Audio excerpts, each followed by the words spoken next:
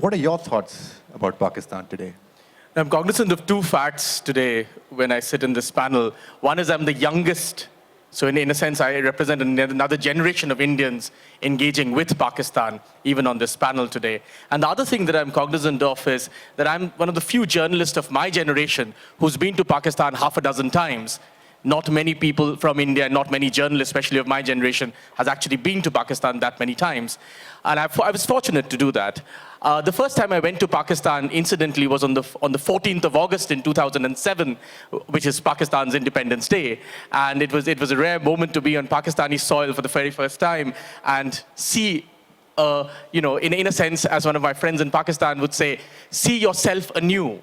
And what a wonderful expression that is, that you begin to see yourself again and again. And when I think of Pakistan, I only think of friends. I only have friends in Pakistan. But what has happened between 2007, the me in 2007, and the me in 2016? I began to realize 3 or 4 things which I want to share. Number one, the friendship between individuals, Pakistanis and Indians, is different from the state called Pakistan.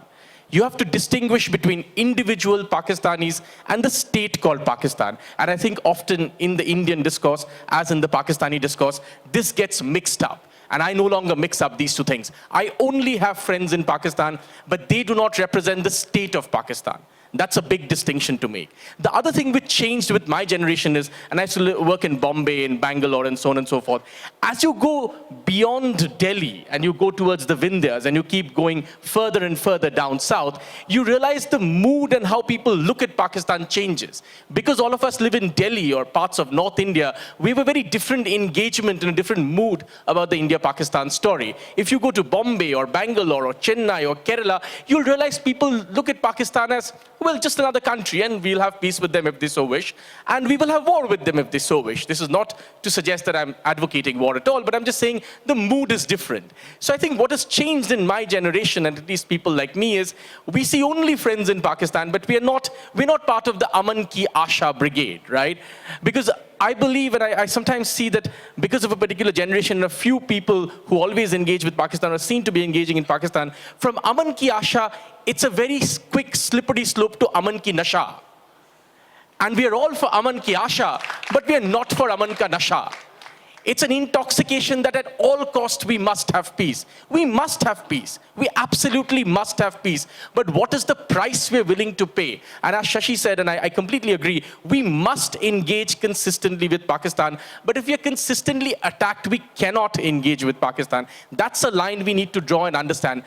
Look, I am one of those Indians who's lost 2 friends of mine in Pakistan who are now dead. The woman who hosted my first talk in Pakistan in 2007, perhaps some of the panelists would also know her, the owner of a wonderful place in Karachi called T2F, called Sabeen Mahmood, is dead. She was shot dead by Islamists in Pakistan because she dared to speak for secularism. Number one, I am the last Indian journalist who interviewed a man called Salman Taseer twice in the course of 1 year, and I had barely returned to India and barely began to file my notes when he was assassinated. In fact, my eternal memory of Salman Taseer is Salman Taseer telling me how in Lahore House, in Lahore, in the house of the governor, which he was at that time in Lahore, the cigarettes that they smoked in Governor House in Lahore was specially rolled. Gold Leaf, the brand, would specially do a rolling only for Governor House Lahore. So there are packets which said Governor House Lahore, and you couldn't buy those cigarettes anywhere else. So he was a flamboyant and interesting man. But the deaths of these 2 people, and brutally, both of them were brutally murdered, taught me a lesson that Atish Taseer recently mentioned in a piece that he wrote about his father's funeral. I believe his father's killer's funeral. And there he mentioned a very interesting thing, which I think really resonated with me, that even though I believe that Pakistan today there's a rare moment of hope in Pakistan today. Number one, Salman Taseer's killer has been hanged, he has been punished. And number 2, for the first time, holidays have been declared, national holidays have been declared for festivities of all religions in Pakistan, which was not true till to now. So there's going to be a holiday in Pakistan, national holiday for Holi, for Diwali, and so on and so forth, for Christmas and so on and so forth, right? For Holi also, from what I heard. Well, it's in proposed. So, yeah. so that's a moment. If it happens, it's a rare moment of hope. But I do not forget that the minority affairs minister who I met in Pakistan had good fortune to interview, and who was a Christian, was later murdered.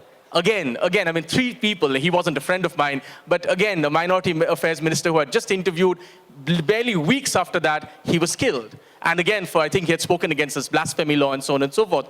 So the point I'm trying to make is, and I'm, a friend of mine in Pakistan and I are at the moment talking about writing a book together to go beyond this whole Aman Ki Asha thing and take a realistic look at the relations between the 2 countries.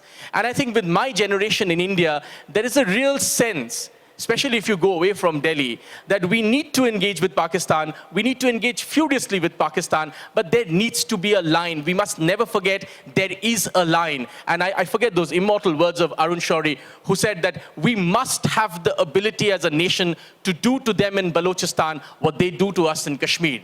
This is approach we should never forget. We must have that ability. Whether we use it or not, we must have that ability. My last point, I am the only journalist who's written on Pakistani business. Most people write on Pakistani civil society or politics. Fortune magazine in India published a front cover on Mia Muhammad Mansha, which I wrote, who's the biggest businessman in Pakistan. And he's a wonderfully erudite man. And trade is something I genuinely believe can push the dialogue between India and Pakistan. And trade is something we do not focus enough. Business is something we do not focus enough. We must push that agenda further.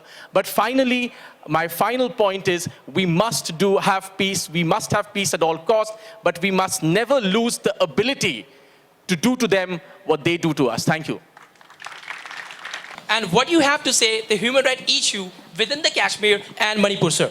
I just want to come in one point. I keep hearing lots of things about Kashmir, and I don't want to go into who commented what, but just as a journalist, I can just talk like as a journalist. Yeah, one sec. You've asked your question. Let me please answer. Just one moment, right? Kashmir. Let's talk about Kashmir, right? No one denies that at one point in the battle that India fought against terrorists in Kashmir, in the violence that occurred in Kashmir, there were atrocities, there were human rights atrocities. Nobody sensible would deny that. Nobody. There was a period of time when this happened, certain incidences took place, and it happened, and subsequently there were many other things that happened in Kashmir. The Kashmiri Pandits were thrown out of the valley, all sorts of things have happened. There was a very violent period of Kashmir. However, we have to look at that place holistically. Another place I keep going to almost every few months. Do you know, in Fortune 500, Fortune is the magazine I work for, right? Do you know the Jammu and Kashmir Bank is a Fortune 500 company? Does any mainstream media or anybody talk about that? Do you know it's a bank run by Kashmiris, managed by Kashmiris? The customers are Kashmiris. Every single person is a Kashmiri. Do you know managers of the Jammu and Kashmir Bank fought till they were there when their main Srinagar headquarters were attacked by terrorists? Jammu and Kashmir Bank managers who were Kashmiris stayed in the bank, risking their own life to save the records of their bank. Nobody talks about this. We have a one-sided story that is told about mainstream media. This is all documented fact. You don't take my word for it. Please go and look at the history of Jammu and Kashmir Bank. One more thing, just one more thing before I end.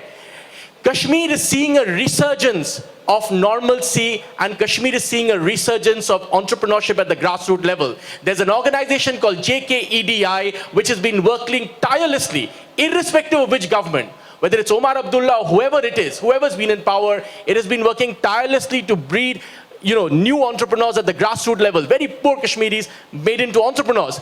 Do you know the latest attack in Kashmir by the terrorists has been on JKEDI? Why do they hate JKEDI? Why are terrorists attacking one entrepreneurship council? Why are they not attacking, an army outpost or the government's outpost? They're attacking that entrepreneurship council because that's where peace will come from. And there are vested interests in Kashmir who don't want peace to come. Do you know, you ask most Kashmiris in Kashmir, they will tell you that the prime minister that they like the most is Atal Bihari Vajpayee. Why? Because Atal Bihari Vajpayee was trying desperately to bring the peace that vested interests in Kashmir and in Pakistan and in India will not let happen. So please, let's look at it holistically. Nobody denies, and I just want to put on record, I do not like the fact that that horrible law is still there, the Armed Forces Special Powers Act. But I also see it holistically. I am not for continuing the Armed Forces Special Power Act in any part of India. It's not a normal situation in democracy. But please understand, we go through abnormal situations. We fight battles we fight as a nation, and we have to look at these things holistically. Thank you. Moving on.